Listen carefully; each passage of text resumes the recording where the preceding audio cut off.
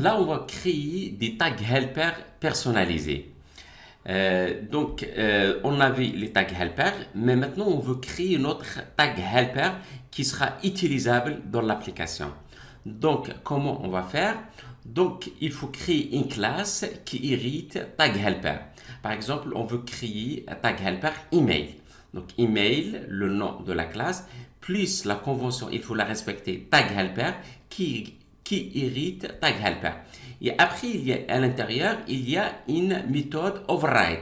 Il faut override cette méthode qui s'appelle process. Et à l'intérieur, vous faites le traitement. Donc, et après, dans les différentes vues de l'application, on peut appeler email avec les différentes propriétés qu'on va créer.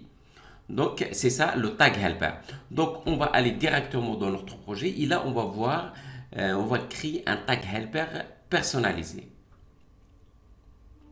Pardon, il y a aussi, pour utiliser le tag helper, il faut enregistrer dans le view import, il faut enregistrer le folder ou bien le répertoire tag helper de l'application. Très bien. Donc, on va aller dans notre... Donc, on va créer un répertoire. Un folder s'appelle tag helpers. Très bien. Après, on doit créer une classe s'appelle email tag helper. Il faut respecter cette convention. Le nom de la classe plus tag helper. Très bien. Qui va hériter tag helper. On va inclure le DLL, donc on va utiliser le Razor tag helper. Et là, on va overrider une méthode process. Mais pour l'email, on a des propriétés. Les propriétés pour l'email, par exemple, donc on va définir l'adresse email, donc adresse, getIset, et on va définir le content, le contenu de l'email. Donc on va faire public string content getIset. Très bien. Et là, on va overrider la méthode process, donc public. Donc voilà cette méthode. Donc après, le traitement, on le fait dans process. Donc par exemple, output tag name. On va définir par exemple A. Après output, set attribute,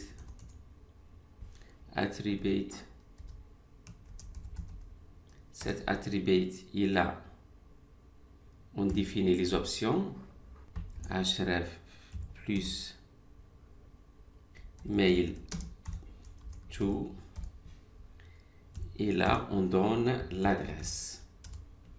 Très bien. Et puis output content, set content, et là on va vers content.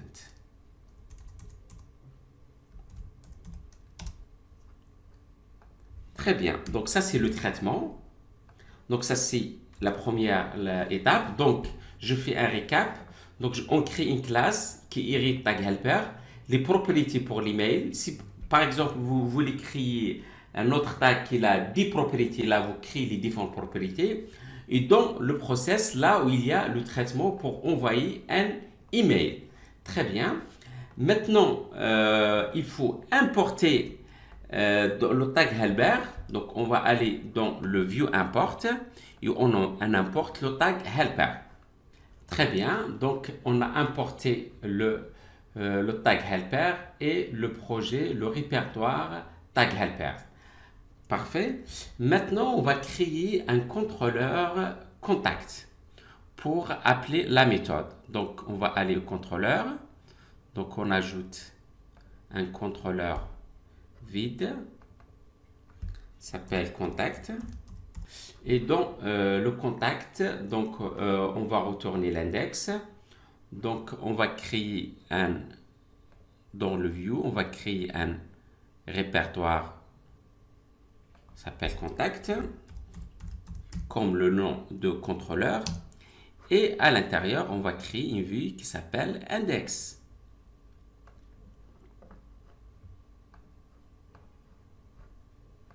Très bien. Et là, on l'appelle. Ici, on va créer notre tag helper. Donc, on va utiliser un bootstrap. Donc, contact as. Et là, on va appeler le tag helper. Donc, on va faire email. Et là, tout de suite, elle vient. Après, il y a le property de l'email, l'adresse. Quelle adresse pour envoyer l'email? Donc, l'adresse, par exemple, université code, par exemple, gmail.com. Et le content.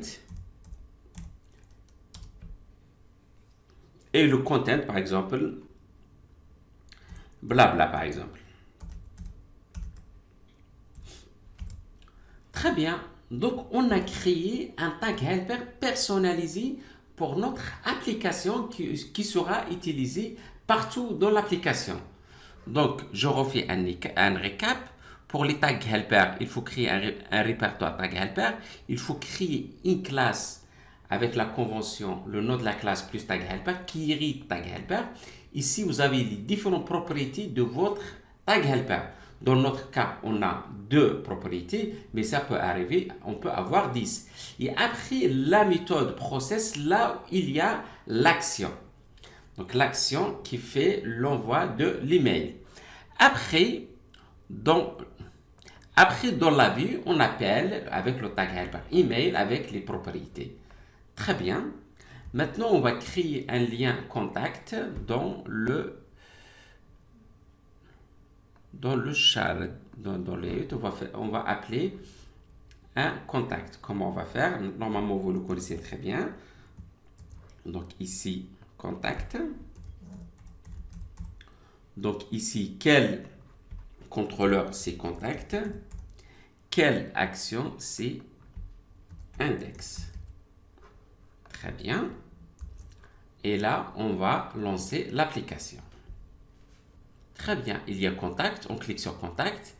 Et là, on a blabla contact as. Très bien. Donc, ça, c'est pour créer un tag helper spécialisé ou bien spécifique pour votre application.